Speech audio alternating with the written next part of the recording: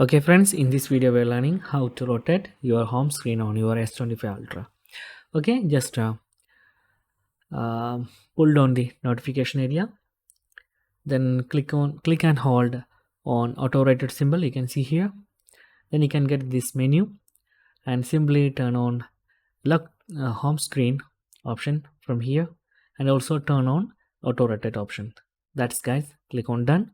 Now you are successfully turned on home screen rotation. You can see here I'm rotating my phone and my home screen is rotated. So it is very useful whenever you are using it to any external monitors like a TV or something. Also Samsung support Samsung DeX, but whenever you are using screencasting, this will be useful. And also you can use external mouse and keyboard on this device. So that's guys very simple tutorial. If you need any kind of Android or iPhone tutorial, just comment below. I will post my replays as video so you can easily watch and understand it.